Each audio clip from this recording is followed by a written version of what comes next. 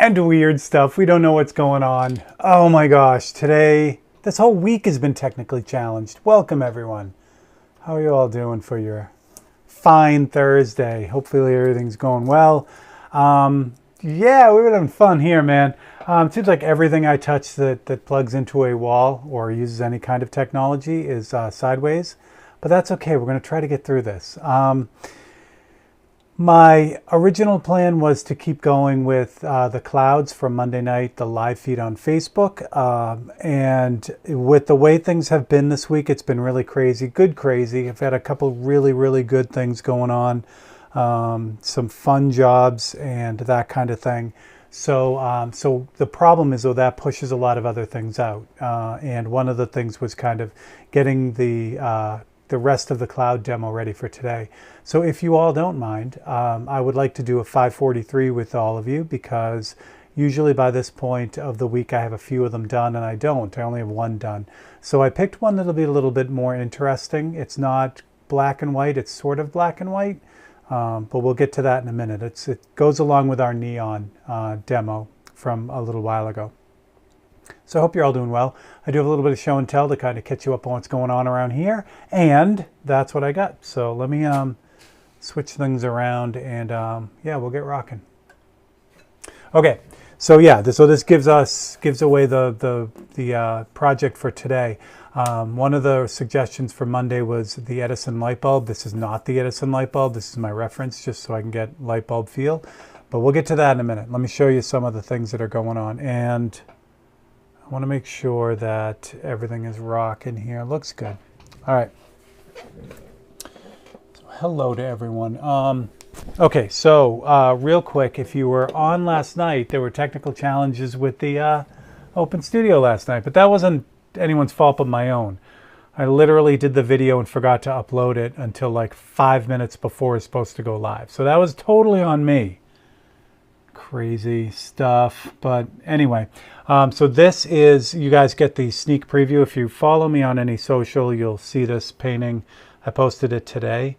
But this is how this guy came out. I'm super, super happy. So thank you. We're on YouTube now, obviously.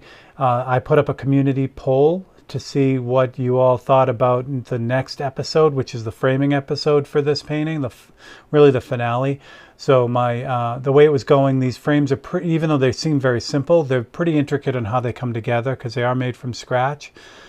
So I was running a little bit long on, I don't think I could have jammed this down into a half an hour to make it worth it. So I was either going to split it in two or just do a longer episode. And so far it looks like in the poll, the longer episode is what people want to do. So I'm all for that. There we go. So yeah, so that's how that came out. Jake, what's going on, man? Welcome, welcome. So let me show you a closer view of that, but it's a little bit dark. Let me get some light on that. There we go. A little bit of light helps. So I don't think that's focused either, but you guys have been watching this on the Open Studio, so you get a good feel for it. But that is how that came out. It's all mounted and ready to go. So I go over how I mount these so that they look like they're just kind of floating there. And I talk about everything, basically everything about this frame from beginning to end. So again, you really get the full ride on this one essentially, and this one's ready to go. I just haven't come up with a title yet. So again, if you follow me on social media, I asked on both platforms if anyone had a good title for this yet. I'll come up with something, but right now it's still called the Shelby Blade. And this one is on the website. It is available. So if you want a little piece of SL history, an Open Studio painting, you can grab this one now. So there you go. All right.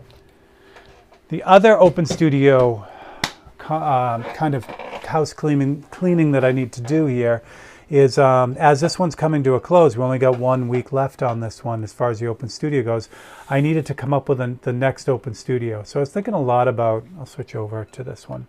I was thinking a lot about not only what the Open Studio means for you guys, but also what it means to me.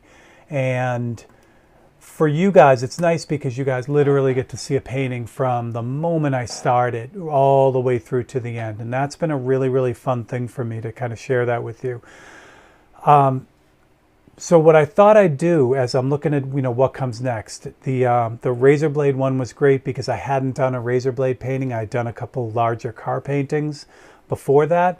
So, so the razor blade painting made a lot of sense. So I just got a big cityscape. It's very small, but a big painting for me. Cityscape into a big show in Cincinnati. And I was looking and I'm thinking, you know what? It'd be really good to show you guys what goes into one of those crazy cityscape paintings. I thought a lot about that because there is a lot of what I call rinse and repeat with those type of paintings. Once you get started in them, there's a lot of just kind of doing the same thing over and over again with all those buildings and everything. So once I explain the technique, it's really just kind of hanging out and seeing how it's done, which may not make for a extremely diverse open studio. A lot of the episodes are going to be the same. However, I thought about for me personally, it's so nice at the end of those open studios when I can say, okay, this entire painting is on there. So if you have a question about how I do razor blade paintings, there's one there. If you have a question about how I do black and white car paintings, there's one there. So in the end of all that, when this is done, to have a cityscape painting on there for me is big for me personally. So that kind of sold me on that. So let me show you. I'll give you guys the sneak preview of what we'll be doing on Open Studio next. I just pretty much decided today, so you guys are the first to know. Let's switch back to this one. Kelly Drake, what's up, buddy? That's okay, Kelly. I love it. I love it, Kelly. So my beautiful stepdaughter, assistant extraordinaire, is in Tokyo right now on an exchange. Not an exchange, but she's there for school. She goes to OSU, which is Ohio State, and so she's in Tokyo right now. So she had put up a photo, and I'll show you a close-up of this.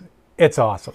She had put a close-up of a shot she had gotten of the city. And as soon as I saw it, I'm like, that's it. I should have grabbed the original photo so that you could see it. I'll zoom in on this or focus it a little bit. But of course, Tokyo is extremely densely packed, but it's an amazing city. So what I loved about this photo, and again, you can't see it because this is the black and white. This photo, it was overcast, so you're actually looking at the clouds from above almost, some of them right there on the horizon. And then you can just barely make out the edge of the city as it fades into the clouds. I've never done a painting like this, cityscape wise, so I thought this would be a great one. And there is, as far as ambition, this is the biggest one as far as what I would need to get done. There is a lot of stuff going on here because I forget the name of the tower that she was on, observation deck type of thing, but it is really high up, so you get to see a lot of the city. And a lot of the cityscapes that I do are from normal building height, 100 stories type of thing. This is clearly a lot more than that, so you get a lot of information in this. It's going to be a tractor pull, but I'm really excited about doing it at the same time. So she's going to grab me some stones from Tokyo so that I can put them in the background, and this is going to be the painting. So if you are into total abuse, you can join me on Open Studio for this one starting in 2 weeks. I've already got the panel prepped for it. All the cityscapes are done on aluminum. This is 063 aluminum, really heavy-duty aluminum. And this is already primed. I had a bunch of these panels primed beforehand. So this is automotive primer. Normally, nowadays, I just use the Autoborn sealer. But I had a lot of these since I knew this was going to be a series type painting or a series. I had a lot of these panels I basically used 2K automotive primer on all of them. So I've got a bunch of these. And it's just powder coated aluminum and then scuffed and then 2K automotive. So this is ready to go. So if you're into this, try to use my words, you can join me in a couple of weeks for that, but you guys get the sneak preview. The other one. All right, I want to get into this, but really quick, the other sneak preview. Give me 2 seconds. I got to go grab it because I'm dumb.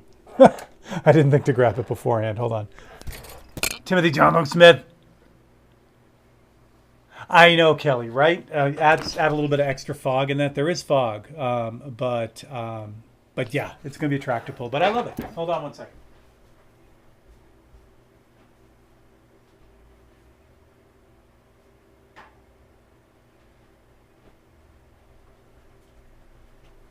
Okay, the other one I wanted to show you guys, and I showed everyone on Monday for this one, because this one kind of popped up out of nowhere. I was motivated to get this one done last week, and it did. It worked out. So what I have here, this is actually just the back of this painting. I can't show you the frame because I just put another coat of oil on it to finish it. So that's, you know, I can't handle it till it's dry. But anyway, I'll show you the backing of this anyway. The back of this is aluminum panel, and then I have an actual 1963 license plate that, yes, I cut up. Normally I try not to, but I couldn't resist on this one because it just, the framing size needed to be smaller than the plate. So I did. I cut this one up, but it's a rusty one. I only paid $3 for it, so, you know, it wasn't like I cut up a pristine pair or anything. But on this, it's a 1963 Ohio plate, and on it is a 1963 split window Corvette. So this is the Corvette razor blade painting that I did. Now, you guys didn't see any of this. I just kind of did this on my own, and it was a lot of last week's work. The other thing too is I'm not quite sure. This is me kind of trying to figure out how I'm going to display this. I had the blade right on the plate, but it kind of was getting lost, so I tried, this is me just trying a black aluminum panel. It's not what would be, you know, as the final. I would clean it up, obviously, but that's, you know, mounted so it sticks up. And here's the other little trick for this. When I'm testing all this out, I use kneaded erasers to figure out how it's going to look, you know. But anyway, I thought I'd show you guys because I also wanted to give all the live feed people a chance of first dibs at this. So not only is it on the website now, I haven't made an announcement about this painting, but you can also get a discount on it. So if you type in the code word SPLIT, S-P-L-I-T for split window, you can get 20% off this painting. It's on my site right now. I can ship these all over the world. Just bear in mind, because this is kind of our UK feed, shipping on international packages, you know, heavier packages like framed paintings, can be a little bit expensive. So what happens is it defaults to the base price, which I think is about $60 US to ship it mostly everywhere. Thanks, Kelly. But whatever happens is, you know, I will let you know. So if I can get it shipped for a little bit less than the base value of the normal shipping, then I refund you. So if you're from the UK or wherever, I can ship to anywhere the U.S. Postal Service can get stuff to. So if you're in a country that can accept post from other countries, then you are in business. All right, let's get to it. So this is my reference for today. Basically, this isn't anything but like a Home Depot old-timey looking bulb. It's not anything old. However, I didn't do enough research on this because it's a 543 and I don't have a lot of time. This is not the original Edison bulb, but it looked like an old-timey bulb and I thought it was fun. So what we're going to do is take this bulb and make it look like that. That's what we're doing. All right. Yeah, I figure we'll work on this, and then if I can get it done, that would be amazing. And thanks, Kelly. Yeah, this painting was actually suggested by what am I looking for? My scissors. By Gary Shees. So Gary, when I was talking about the, you know, finishing up the Mustang painting, and you know, I was like, I don't know what to do for my next razor blade painting. Gary said you should do a 63 split window. And I'm like, yes, I should, because I love that car. So that's how it all came out. And then I had done a 543 of a silver split window, just the back of it. And I really, really love that painting. It ended up going to a friend of mine, which is great. You guys have seen him on the Monday night feed. I call him Wink, even though he comes up as William. So he got that painting, but I really liked that painting, and I wanted to kind of redo that idea as a full painting, and it turned out to be a razor blade painting. All right. So what I did literally right before you guys got here, in quite the hasty maneuver, is to take a piece of UFO paper, and what I've done is I put Autoborn Sealer Black on this. It probably could have used another coat, but we're just going to go for it. What I was looking for to make sure that it was actually covered all the way. You know, that there weren't any kind of holidays in this. Because if there were, then I'd have to spray this with opaque black first as a background. But this looks pretty good. Dave, what's up, buddy? If you guys have any questions, just shoot them out. Again, the Thursday feed here is mostly, and I keep saying it over and over again because I love it. Tim, cut it out. Thank you, buddy. I'm going to buy coffee with that.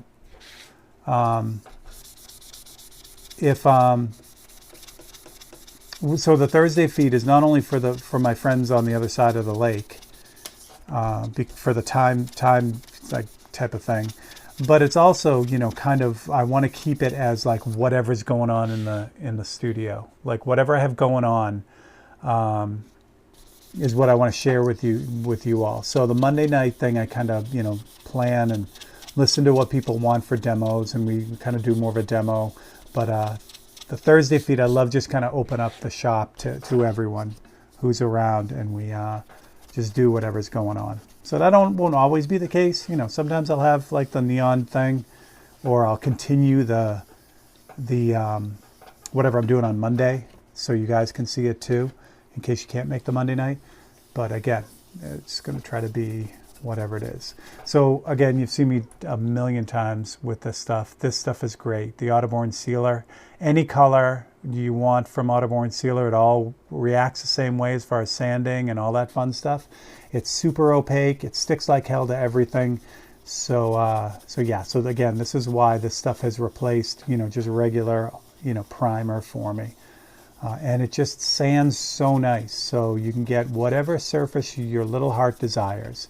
If you wanted this to be more rough, you could spray this at a lower air pressure to get kind of a pebbly kind of feel. You could sand it with something really rough to get some texture in it. You can do really whatever you want. It's pretty neat stuff. Kelly, have a great one, buddy. I will catch you later. Thank you for dropping by, though. The algorithm loves it. Gosh, you know what? I've been set free. Well, I was set free a while ago from trying to figure out, you know, what the algorithm likes on any particular social media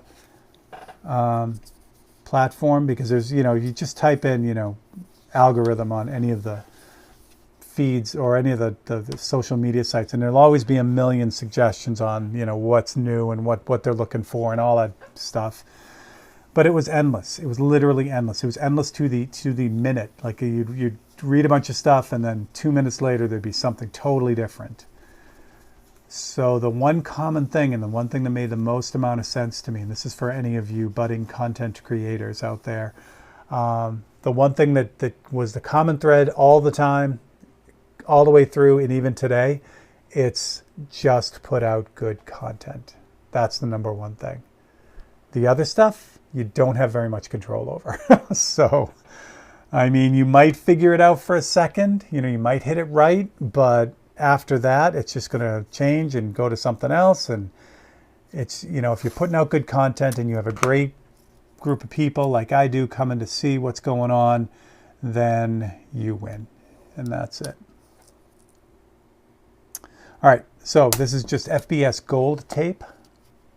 So I'm just putting this around the outside edge to give myself a little bit of a border here, which I've done this forever. You know, when I used to work on illustration board and, you know, all the commercial illustration stuff, and I used to always put a border on all my work because I really just love when you peel that off and you get this really clean edge. You know, I mean, I don't have to do this.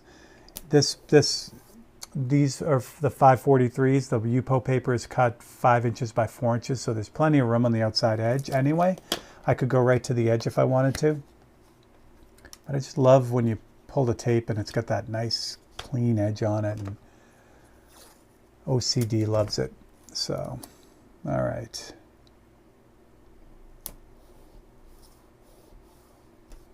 The algorithm, yes. Yeah, she's a wicked temptress.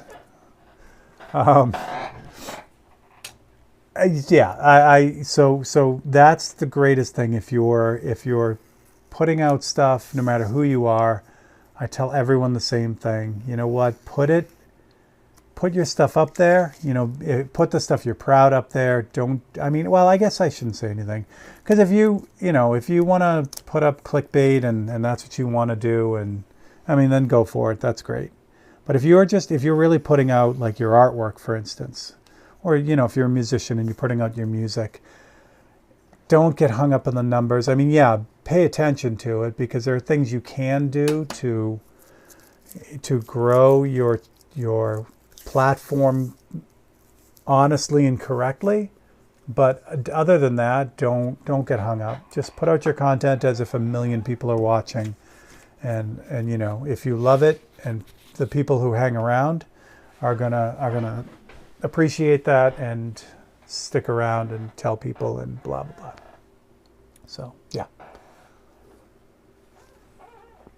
All right, so there you go. That's it. We're done. Because it's a light bulb in the dark. Oh, that sucks. All right. What I'm going to do here now, this bulb, I don't know exactly what's going on with this bulb. Again, these are 543s, so I do a little bit of research to make it fun on Monday, but I don't usually do the research till after I finish the painting and then try to connect the dots. So I knew this was an old bulb, an old glass bulb, because you can see the cool number on it and all that stuff. But again, this isn't the Edison bulb. You've got these connectors down the bottom, which you won't see in my painting because I want to have it lit up, and those are the contacts. So you're really just going to see it from here up. And then, like I said, the vibe I'm looking for is this thing right here. This like glowy filament type of thing. So picture that like that, but like that. So let's get to it. This is actually going to be pretty quick. So again, and that's the idea. You know, as Deadpool says, maximum effort. But what I want is I wanted to kind of, I want to pick things that look really good but don't take forever for me to get done. So basically what I'm doing is I'm looking at the reference photo and then looking at this photo and trying to figure out like what I can grab from this. So this photo not only does have the glowing filament, but they have this bulb lit from both sides. Some sort of secondary light to kind of make it so you can see the bulb. So we're going to incorporate that same idea. So what we're going to do is, let's start with the outside edge, I think, first. So this outside edge is going to have the, what is this, white almost? Yeah, white. So we'll pull all this. We'll do the filament and the glass, whatever they call that. So I have done a little bit of research on the Edison bulb. I found out, and I'll repeat this on Monday, so sorry if you're going to come back Monday and get the same info, but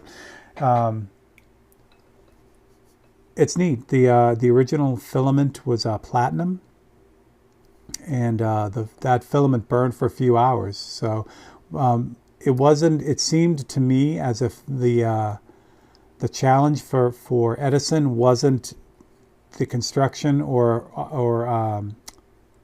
getting the bulb to work. The challenge for him was finding a filament that would last more than a few hours. That was the big challenge for him, which is really cool. I didn't know that. So he tried pretty much everything under the sun, including carbon-based filaments, so plant-based filaments, and hundreds and hundreds of different things. Now, ultimately, the modern day filament, or not modern day because most of the light bulbs now are going to be LED, but the modern filament that really stuck for a long time turned out to be tungsten. And Edison couldn't have figured that out because the tools of the day wouldn't allow him to even use tungsten. So there you go. There's your light bulb facts. I'll have more for Monday, because who doesn't love a good light bulb fact, right?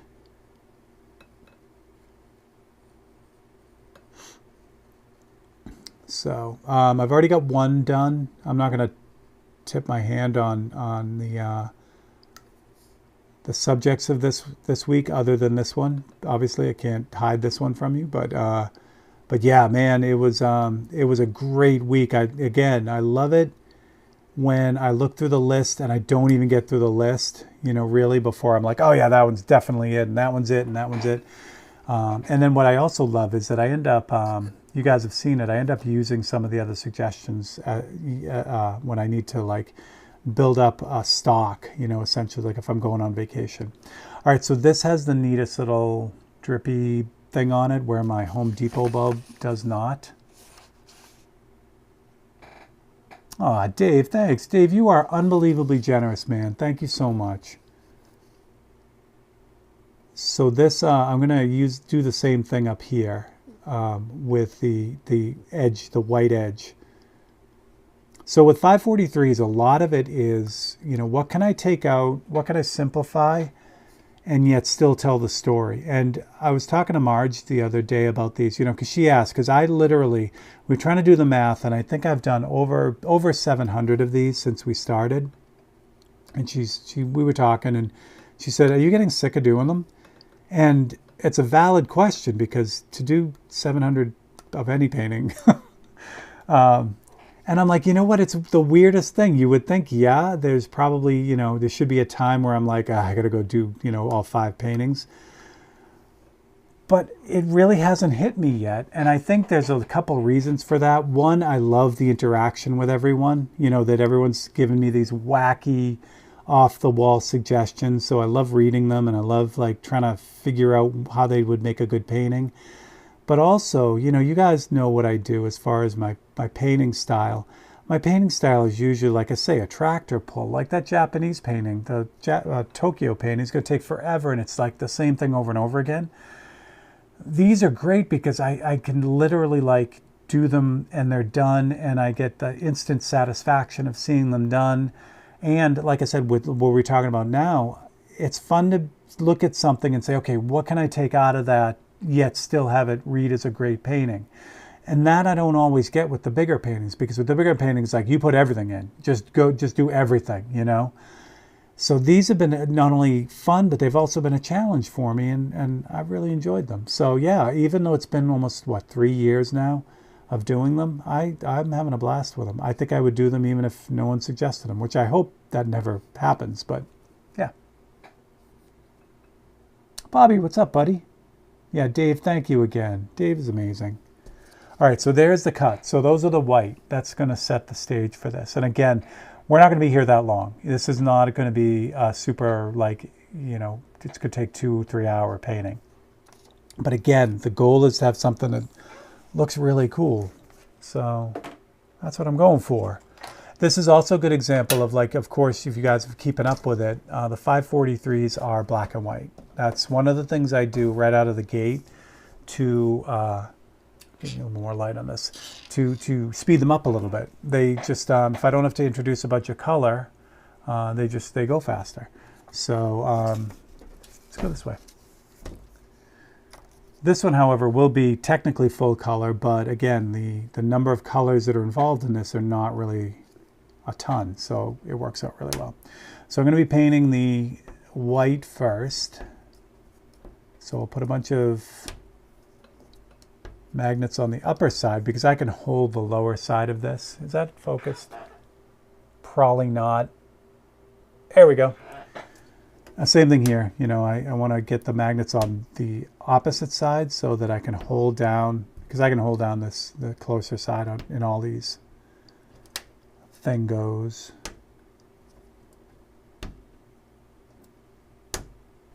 Tim, I was running around all morning and I didn't have a chance to watch the rest of your feed, but I'm looking forward to it. I was up really, really early this morning because I knew I had a bunch of stuff to do, so I ended up bailing out of Tim's feed early. But the painting's coming out great. It makes me want to try like a shellacked surface. It looks really, really neat the way the paint kind of interacts with that smooth surface. All right, now these brushes are going to paint in them, right? Of course they are. Okay. So we just got white. Oh, I got magnets there too. All right, so this is basically just going to be white. It's not really anything too crazy. So again, like I talk about all the time with me, it's all light layers. If you're having difficulty, getting paint to work the way you want it to, just slow down the application is my best advice. Almost all the problems I have with paint is because I try to apply it too quick. And that goes true with everything, from detail to even filling in a big area. If I hose the thing down, I'm going to get runs and crap everywhere, and it's a nightmare. If I'm trying to get detail and I try to apply too much paint, meaning say I'm trying to do a really fine line, but I try to get it in one shot, it always ends up getting screwed up. Yeah, I'm definitely going to pick some up next time I'm at the store and mess with it. I love the traditional like aspect of it. That's really, really cool. This is too thin. Oh, I know why this is too thin, because I used it on the portrait. This isn't even the right one.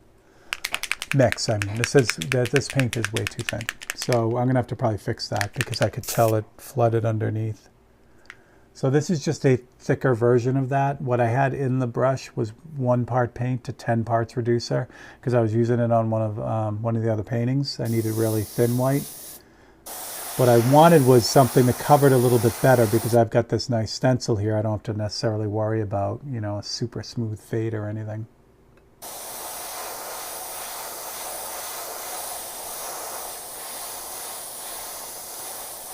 Now this is going to have a slight glow to it, so I don't really, I'm not overly stressed about, like a little bit of bleed underneath.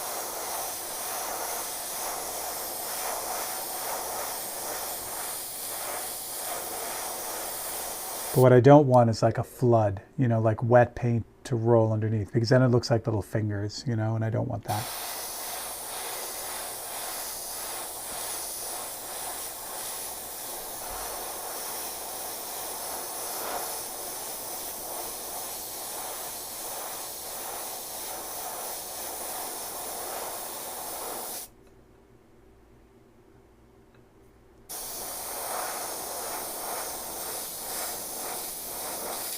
So again, you put on a light layer and then you move to another one, and then just keep rotating so that by the time you get back to the first one, it's dry and ready to go for another coat.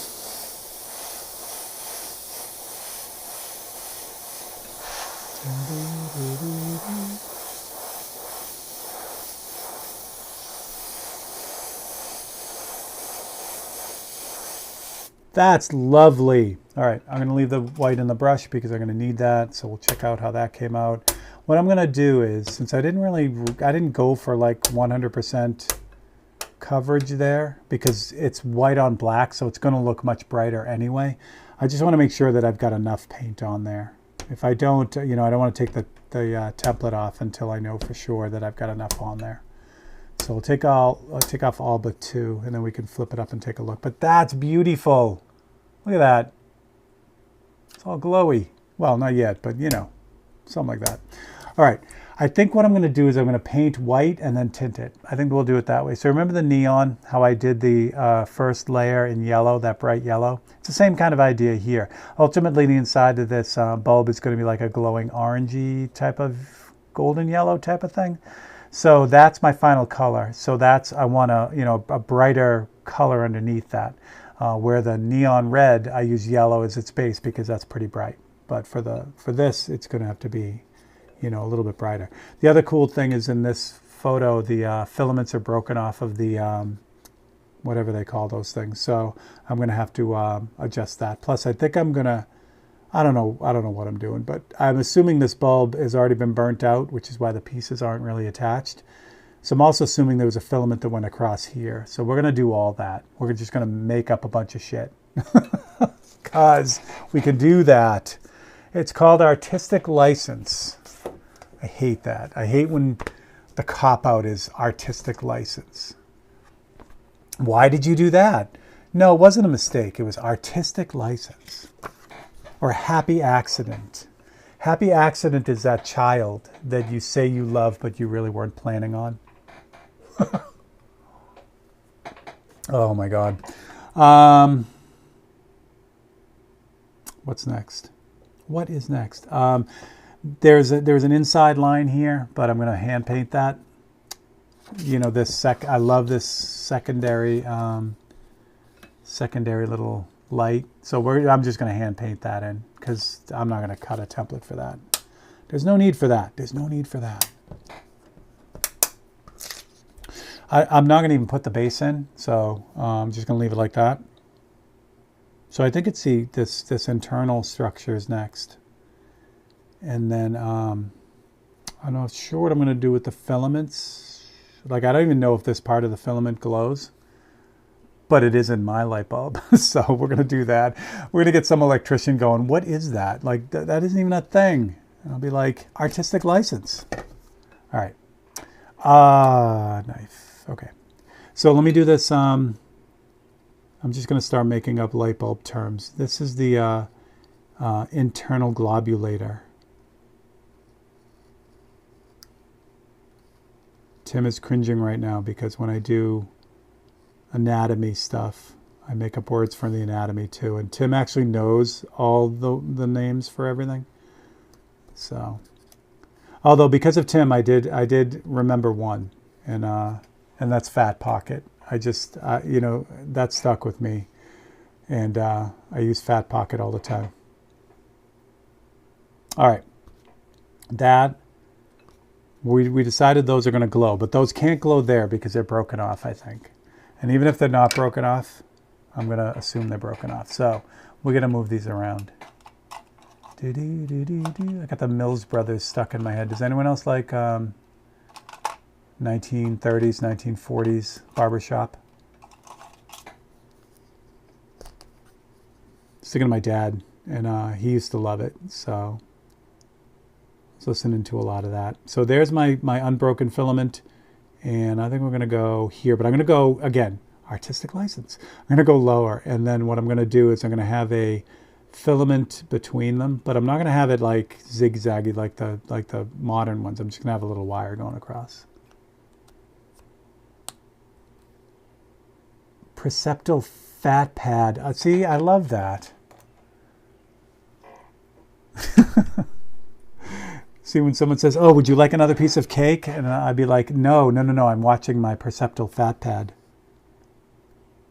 All right, for these filaments, I think I'm going to do just the cut through trick. So if you haven't seen this is fun. If I need to do a real thin line, but I need it to go like kind of where I want it to, but I don't want to try to cut, you know, a real like thin type of thing. What I'll do is I'll just cut through one slice where the line is supposed to be. And this one here, I seriously don't need to cut. Actually, I don't need to cut any of these templates. I could just paint them in, but I figured it'll make a good demo. So there's the cuts, right? You can barely see them there, right? So if you need to, say you needed a line in a really specific place, this is a great way to do it. So you make the cut, flip the thing over, flip the cut photocopy over, and then you grab some decently, if you need good paper to do this too, this is 28 pound, just heavy duty copy paper. So you take a good, reasonably grit sandpaper and just really lightly just kind of sand this side of it, the back side of it. Oh, is that what that's called? JC, what's up, buddy? I knew that, Tim. Actually, I didn't know that. See, that's the difference between Tim's. I was going to say legitimate, but you know, UMass was great. I can't take much away from them, especially the program that I was in. But that's the difference between going to a dedicated art school and not going to a dedicated art school. And also, you know, I wasn't the best student either, so there's that too. All right, so there you go. So what I've done is, I'll show you if you haven't seen this, this is fun. The math, so to speak, behind this is your photocopy, your piece of paper. Actually, you can't see it because the exposure is super light, so I'm going to use the big old marker here. So this is your piece of paper, right? And then you take your X-Acto knife, right? And you make a slice in this. So what happens is when you make that slice, it looks like this, close up. right? Because you're pushing down the blade and it's pushing into the paper. So when you flip this over and sand it off, it opens up the cut a little bit. It gives you a little bit more of a space to kind of go through. So that's how that works. And now I'll show you what happens. I mean, it would still work with white on black. You could still see it. But sometimes, you know, you're doing this trick where the color that you're spraying through here is really close to the color that you're spraying on. And it's really tough to see it if it's super, super thin. So this really works well for that, because you can open it up a little bit more without having to try to cut two lines, you know, two slices.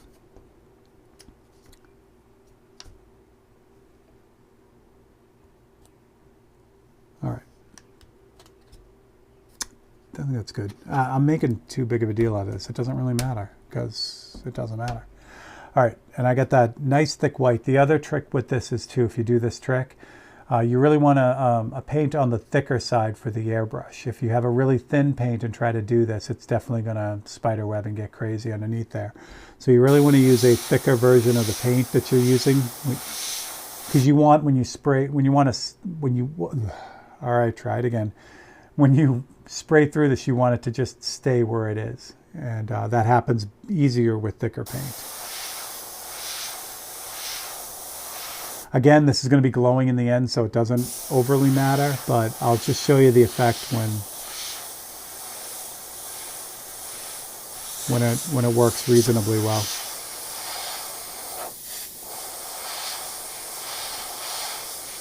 Okay.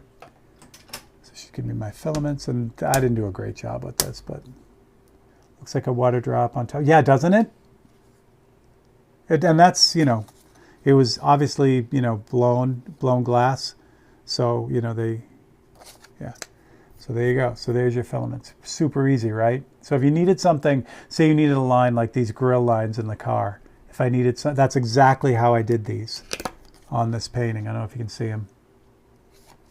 So these grill lines were basically cuts in the piece of paper, and then I sprayed through them. Obviously, you know, you do these, the horizontal ones, and then on a separate piece of paper, you do the vertical ones, because if you do them all, they fall out. So you don't want to do that.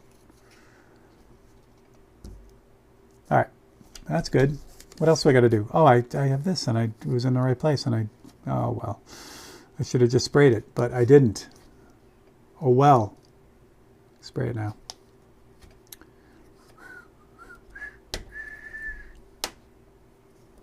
Okay. Same deal here. I can hold down the bottom, so I don't have to put a mess of magnets on here. It's just easier. And this is neat. So this is got some,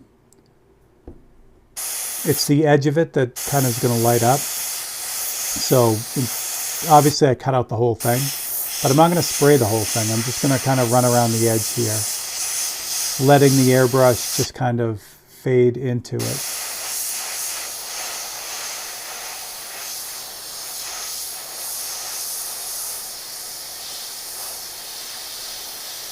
Once I get the edge set, and again, this is going to be glowing too, so it's, you know, I don't have to be like crazy about keeping the edge down. So once I get the edge nice and bright, since this part is going to be orange, Steve, how often do you change your blade, and how do you know it's time? The X-Acto blade, yeah. That's a really good question. That's a really, really good question. I mean, Tim, you do a lot of cutting too. So I think the advice for someone who doesn't do a lot of cutting who asks that, I would say change it before you're going to do anything important. You know, if you're doing something really delicate and intricate, whether you think it's sharp or not, I would say change it. For you, Tim, and I don't even know how to answer that, because it's like anything, Tim. You know, like Tim, when you draw a circle, it's not, you feel when it's wrong. You know what I mean? It's like when you're looking at the very minor adjustments at the end, it feels right, right? You know, it's like, okay, that doesn't feel right, so I'm going to keep messing with it. It's almost imperceptible. So in a lot of ways, the X-Acto knife, for me, since I'm cutting out a lot of really tiny stuff, and it's just using the very end of it, I can feel the way it drags. A new blade actually has a lot of drag to it. And I say a lot of drag, but it's not. It's almost imperceptible. Where when the blade is not sharp anymore, it actually feels smoother. Now you would think that it would be the opposite, but it's not. It's that friction of that brand new sharp blade that you can feel. And then as it dulls, it kind of just feels smoother, but then it also doesn't cut as well. Again, if I took, like, what I do is, so this is my go-to knife. This is the one I use for cutting stuff. And then when these blades are start to dull, I move them over to the other blade handle, and this is what I use to trim tape and stuff. But you could get into serious damage with this one. It's still super sharp. Like if I push really hard on my finger, I'm gonna put a hole in my finger. It's still really sharp, but not as sharp as this one. So hopefully that answered your question, or sounded reasonably coherent. All right, so I've got the outside of this done. I haven't sprayed in the middle of it, but I do want to bring it out a little bit more now that I've got the edge all done, because I'm going to hit this with orange, and as soon as I do that, a lot of this white is going to disappear. I use cheap blades so I can change them often without spending a lot. Yeah, I think it honestly depends on what you're doing with them too. Like, if I'm cutting like super small stuff like this, I have to use a new blade, and I haven't found anything that works as good as X-Acto's. However, I keep all of them. So this little bin right here has all my, you see in there? Yeah, there we go. Sort of. There we go. So I keep them all. When this gets, about here, I'll dump them into this even bigger jug that I have of them. So I use these all the time for cutting mat board and doing all kinds of stuff. So, I think it's a level of what you're doing with them, but yeah, they're usable pretty much nonstop. There was I can't remember the name of the brand. I want to say USA Blade or something, but I don't quote me on that because that could be wrong. There was a generic brand that I found that were pretty good. Now I can't remember who they were. So, yeah. Yeah, there you go, JC. Yeah. All right, so is this the only orange here? Not really, but there's... No, it's more yellow. How do I want to do this? La la la la la la. Yeah, let's do the glow while I'm thinking of it, and then we'll figure this out. All right, so I got to get these leads down to whatever the... Oh, is that set up? Yeah, it is. I want to get these leads, these filaments down to the bottom here. So we'll turn this on like that. Push that up like that.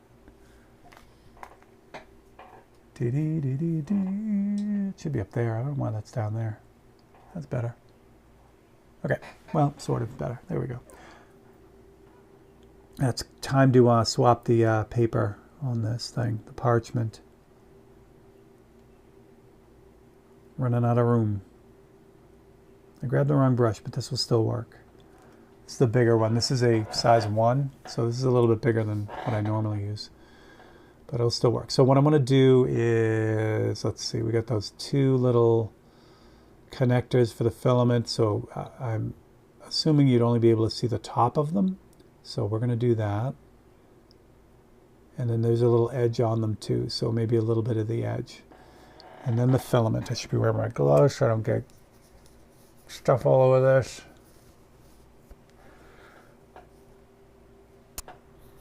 Enzo, I think it is.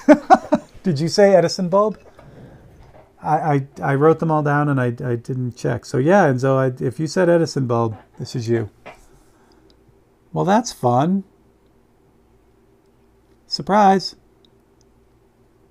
All right, so now that I've got the filament, and where I want it to go, I can just go in with the paintbrush and fill it in.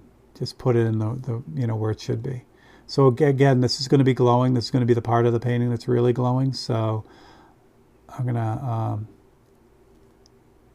this paint is not very happy right now. I did. Okay. Nice. Surprise.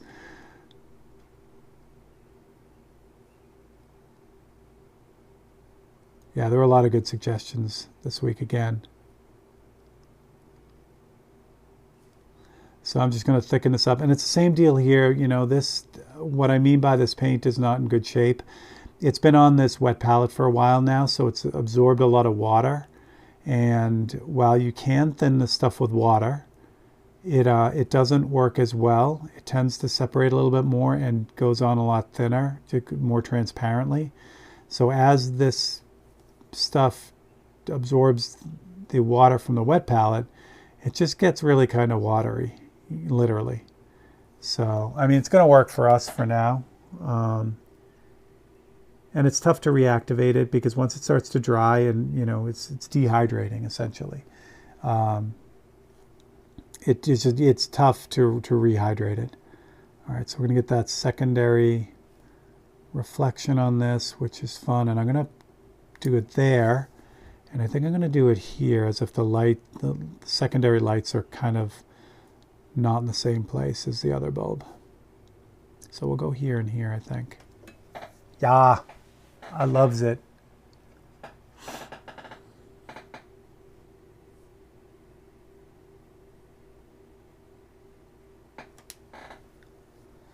These side lights or you know, these highlights, these are going to stay white on this, but it's the other stuff that's going to have all the orangey glow. So I'm just throwing these in because I got the paintbrush out and I've got white in it, so might as well knock them out. Do I want, yeah, I want a super thin connecting line on the rest of it too. Yeah. Yeah, that's exactly what I want.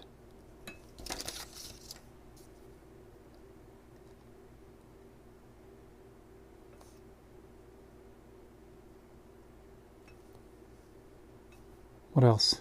That's good. Let's add another one down here. I don't know why. I just feel like it. Artistic license. Say it with me.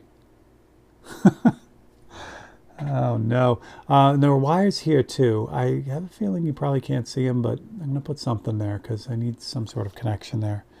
And then the wires go through here, which will be fun. So I can do those with black. Yeah, I'm digging that. All right. I'm going to switch back to the other brush. It is new brush day. This brush has finally kind of had it. But no, it's actually, believe it or not, this is the new one, the newer one. This is my newest one.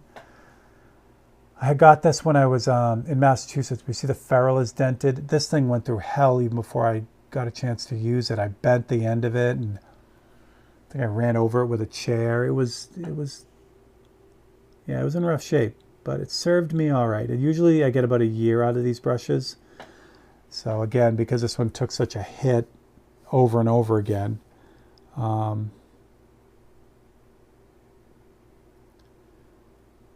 did get a replacement for it. So, but the bristles are still good.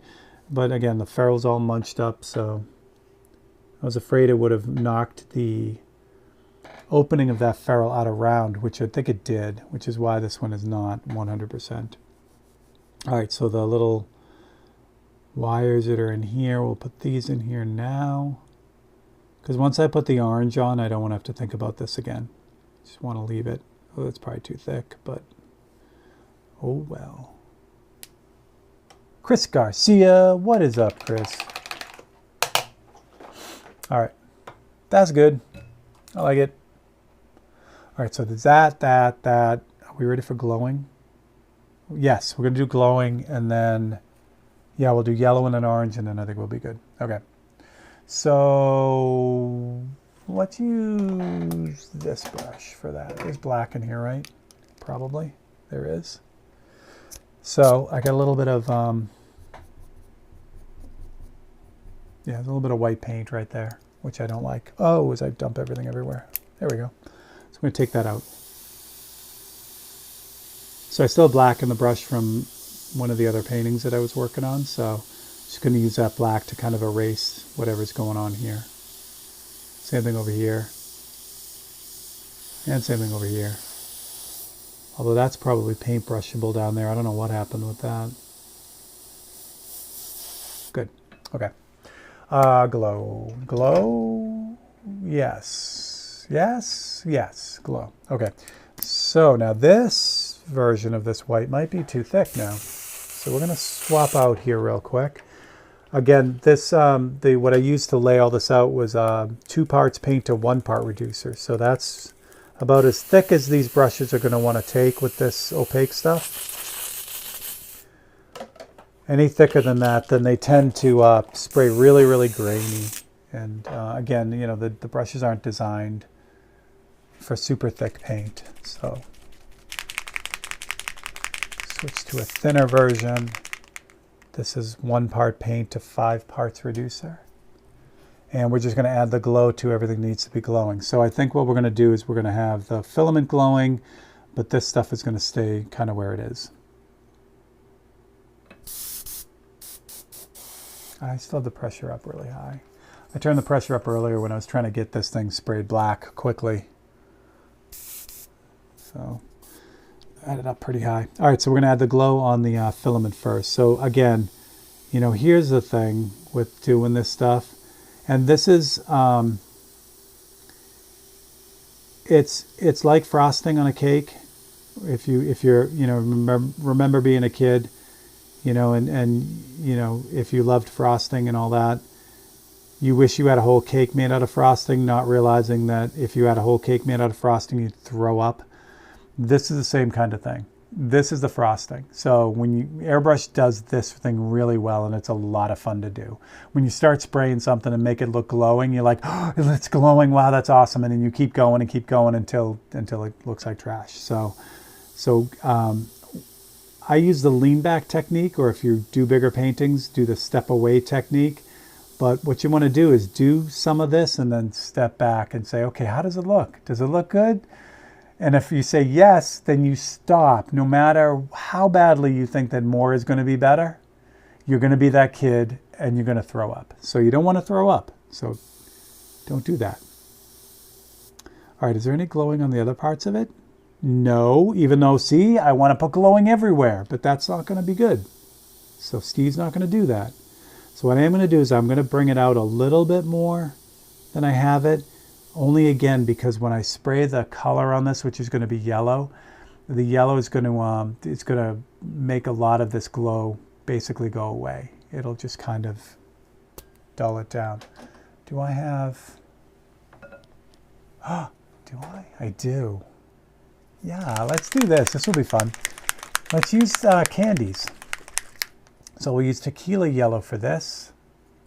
We need a yellow on all of these glowy bits, not on these edgy bits. More is not always better. Chris, there are very, very few examples of more is better, or the most is better. And I love it because people say, oh, you know, when you're a kid and someone says that to you, again, I'm in a kid mode today. You know, when someone says, more is better, you know, oh, well, I can drink all the water I want, right? Well, no, if you drink too much water, you could actually poison yourself and die. It's a thing. And if you don't think so, look it up. Yeah, so no, more is not always better. The right amount is the best. And we love the right amount. Because you can't always get what you want, but sometimes.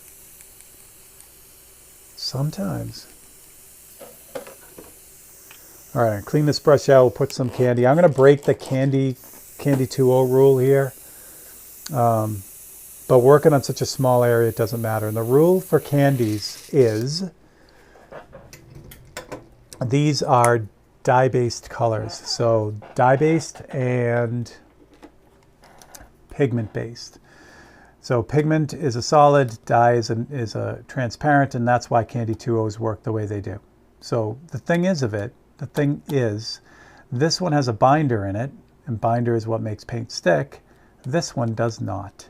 So if you spray this right on here, we're really not going to have a problem because we're using so little of it. But I try not to do that because this stuff sprays really weird right out of the bottle. It sprays much better with the additive, and the additive that you would want to add to this is something that I don't have right here. There we go. It's UVLS gloss, 4050. This is the go-to stuff. Like overeating. No. Oh. But Tim, imagine having all of the Latinas. All of them. That's not going to work out. I know that's not going to work out.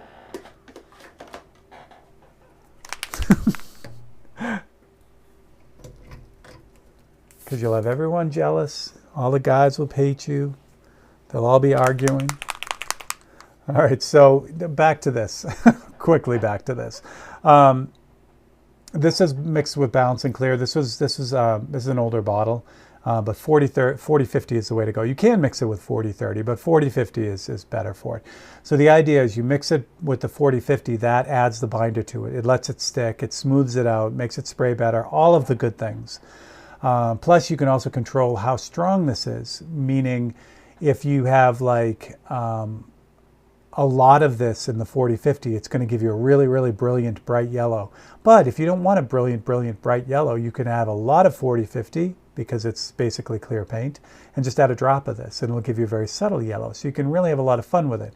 What they suggest to do though is when you mix everything together, that you let it sit for about 10 minutes. That's the rule I'm going to break today. We're not going to let it sit. What a way to go. I'm not saying it's bad, because, you know, if you had eaten all the frosting and you die, or drank all the water and you die, I would rather die from all the Latinas. That's true. But, all right, I'm almost out of this. So this is 1 part 40-50 to 2 parts reducer. You don't even have to reduce this stuff. The candy is really thin anyway. But I have those mixed up and they just work real well. So I've got a few drops of that, and I'm going to add a few drops of the Candy 2.0 just because I really want this to be brilliant yellow. Mix that up, and again, the right way to do this is to let it sit for about 10 minutes. You mix up what you're going to use and then let it sit. And it does it. The chemicals, the reducer and all that just kind of melts it all together. The 40-50 and the candy and all that. But we don't get time for that. We don't have time for that at all. I know. This conversation has gotten in an interesting direction. So there we go. Candy 2.0. I'm going to do a little bit on the this outside edge because I want to. Say it with me. Artistic license. Now the nice thing about doing this with the candies, so even the transparent Createx has some covering ability. So if I do this kind of, you know, going over it with the transparents or certainly opaques, it'll start to build up and give me a weird halo. The candies won't do that. On the black, they're invisible. So like for the glowing part of the filament here, I can just kind of sit back and go over the whole thing. And I don't have to worry about getting it on the black because it doesn't show up at all, which is really, really cool. All right, so I'm going to do a little bit down on the sides again. And this guy here is going to be orange. So we're going to go over the whole thing of this. This is going to be kind of a glowy orange type of thing. And I'm going to leave that white up there, I think. Yeah, I'll leave that white. Hit that again.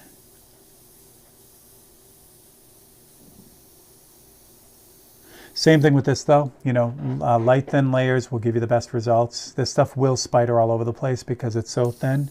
So just take your time with it. You know, if you're going for even coverage, just build it up slowly because it's 100% transparent. You can put as much of this stuff on as you want. I mean, you know, again, too much of anything is a bad thing. Oh, I'm glad, Tim. Yeah, this, again, it's nice. You get to these happy accidents in a way. Like I didn't plan on this at all.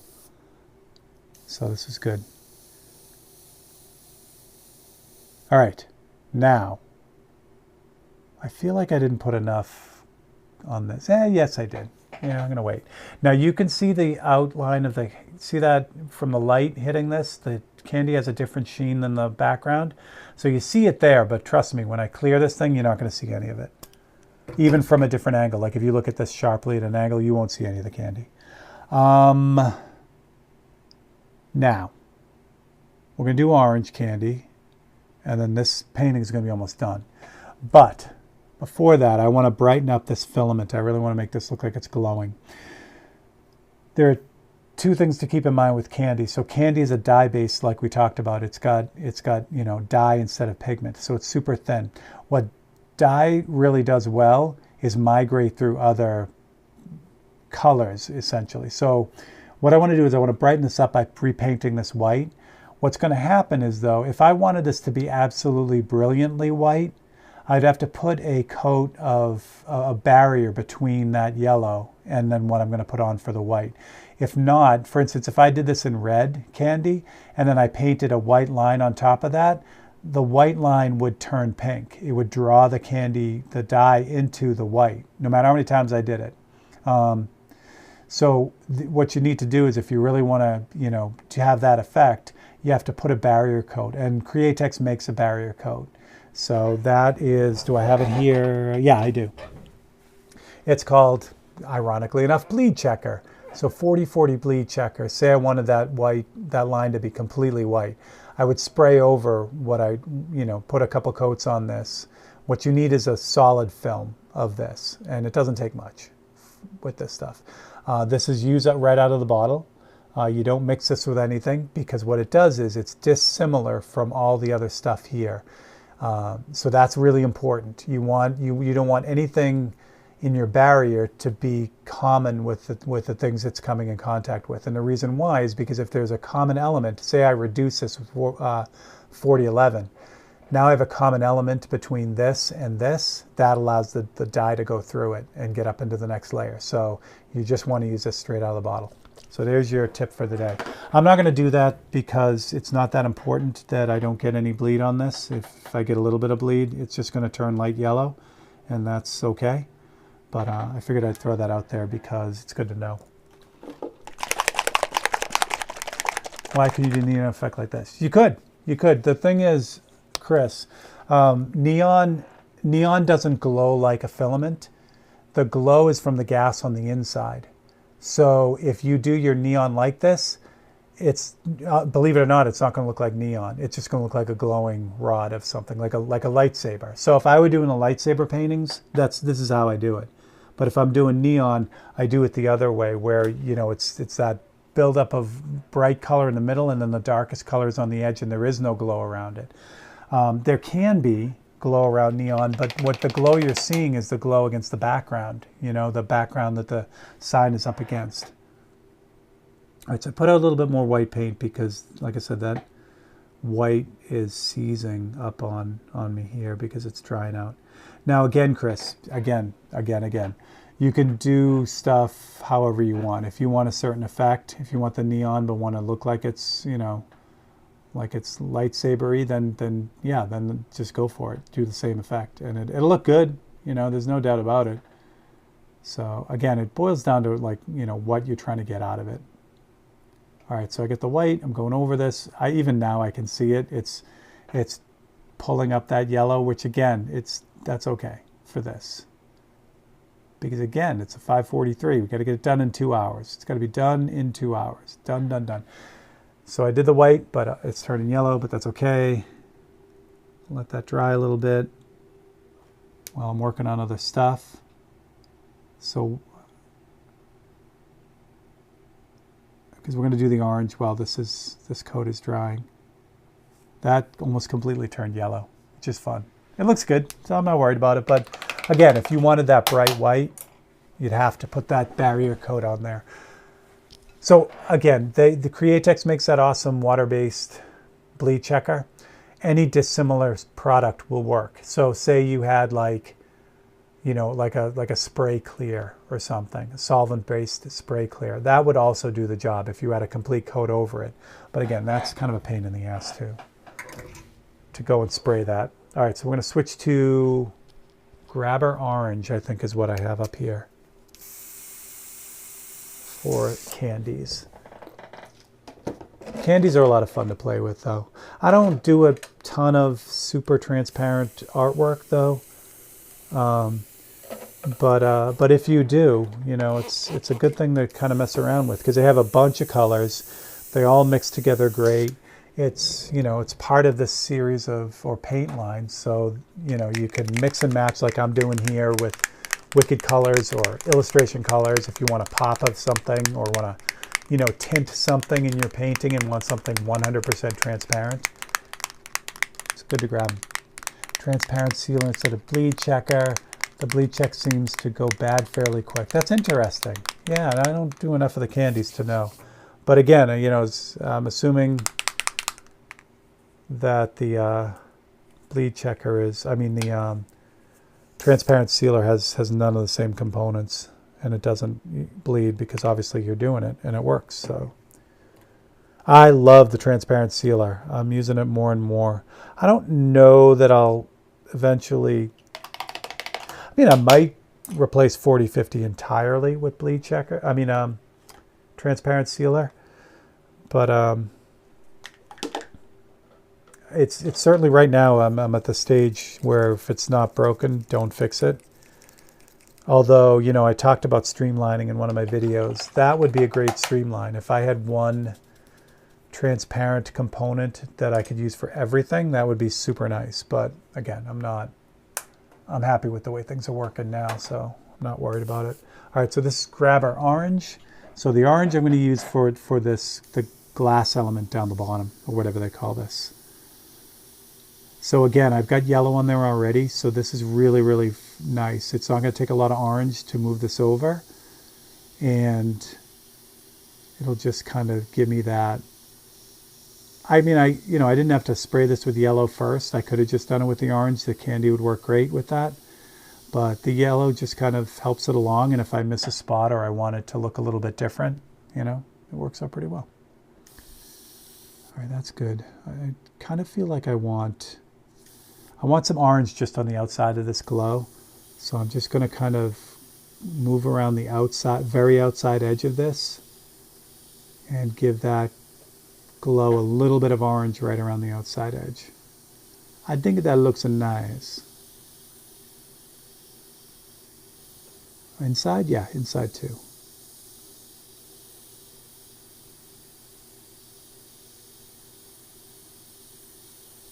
And I got orange on my filament, but that's okay. That's all right. That's all right. All right, so now I think I've got enough time on that those filaments have dried a little bit, because I really want those bright. And so here's the thing. So I do want these bright. If I do this and it keeps dragging the yellow up through it, I'll just hit the whole thing with, oh, you know what I may do, since Jake is here and he made the suggestion? Yeah, let's do it. Yeah, because now that's still pulling the yellow up. All right, so let's, do I have everything else done that I want to get done on this? Nah, I want to get some details in that little glass thing to kind of make it a little bit more interesting. So we'll grab some golden yellow, and I got some red left over here. So we'll make an orange, a brighter orange. We'll add some, oh, that's not bright enough. We'll add some artistic license details that aren't in the real painting. So again, I've got candy, the candy orange in here, so, and the yellow. I actually really don't care if the candy bleeds up through here. I'm just adding some interest in this, so it's not so uninteresting. Ryan, what's up, buddy? There we go. Yeah, that looks cool. All right. I feel that's weird that it's so light. So what we're going to do, since I don't have any candy yellow, again, artistic license, we're going to add orange onto this, the little drippy thing up here. Now, this is me getting stuff done quickly, and you know, like, but I gotta make it make sense. So one of the, Tim can attest to this, you know, there are great artists, and there are great artists that can, you know, make their art sound better than it is by making stuff up, by using, you know, big art words. This is what I'm going to do here. So this is clearly not intentional. I should do that in yellow, but I'm doing it in orange. So I have to make it look intentional. And in order to do that, I got to put orange somewhere else in here. So I'm going to do the orange down on these here. So then I can, you know, say things like juxtaposition and, you know, other words, art words about the orange against the yellow and the way it frames it. The orange represents my soul, and the yellow is, you know, my desire to drink more coffee or something. So anyway, there you go. I like that better. All right, so again, I really want these filaments to stand out more than they do. So we're gonna do Jake's trick on this because I've never done it. And say it with me, kids. What could go wrong? Actually, I trust Jake a lot. So Jake does a lot of painting. So all right, so I'm gonna grab Ye Old Tritium, and I happen to have somewhere here. Of course I do. This is a transparent sealer. This is 6,000, right? Transparent sealer, base coat sealer. So it's the same base coat as the black, just doesn't have any color in it. So we're going to put a coat on this and see what it does. Hopefully a coat will do it. Probably need two. Let's turn this up a little bit.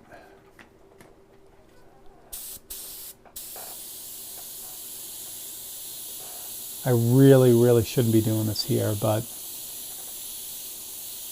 what I do for you guys